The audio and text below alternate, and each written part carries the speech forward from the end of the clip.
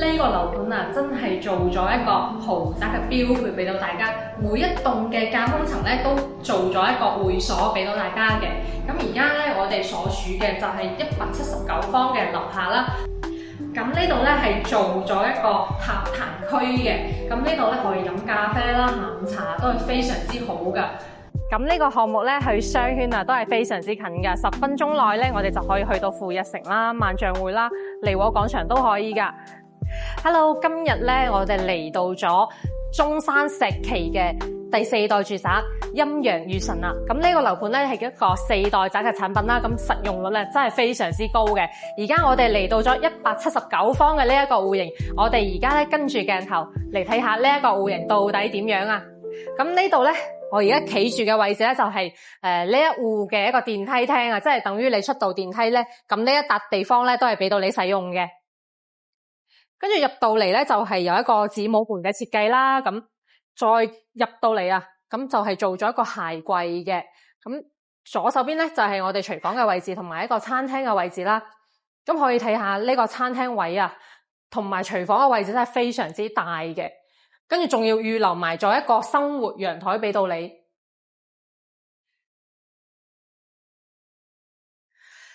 咁呢一個樣板間咧，佢係做咗一個封窗嘅處理嘅，咁就連住我哋嘅成個客廳啊。咁我哋個客廳咧都非常之闊落嘅。咁我哋再入去睇翻房間嘅位置啦，可以見到而家我哋呢一間房咧係一個獨立嘅一個套房嚟嘅。咁可以睇下呢度咧係一個朝南向嘅一個設計啊，採光非常之好啊。跟住再睇翻我哋呢個客位嘅位置。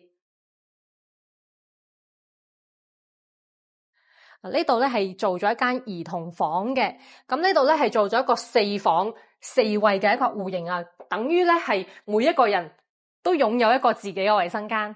咁呢度就係主臥嘅位置啦。咁呢個主臥咧都係非常之大嘅，而且咧呢度係有個飄窗，咁飄窗咧開發商咧就已經幫你揼咗噶啦，咁仲贈送空間嚟嘅。再過到嚟咧就係我哋衣帽間嘅位置啦，哇，真係非常之大，呢個179方，佢實用率去到260幾方啊！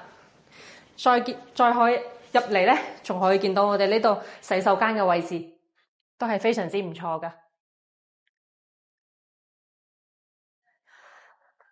咁呢一個樓盤咧，出到門口咧就係我哋旗杆新城嘅一個地鐵站啊！咁我哋去南中城際坐地鐵都係非常之方便噶，跟住去中山站咧都係只需要10分鐘嘅一個車程。咁我哋鏡頭咧仲會帶大家去睇埋最後一間套房啊！咁呢度入嚟咧就係我哋最後一間嘅套房啦。咁呢度咧一樣係非常之大嘅，仲要預留埋一個衣帽間同埋一個梳妝台嘅位置。洗手間都係做埋乾濕分離嘅。咁呢度交樓標準啊唔使講啦，第4代住宅。交樓標準都係非常之正嘅。咁如果你感興趣，記得私信我發啲資料俾你睇下。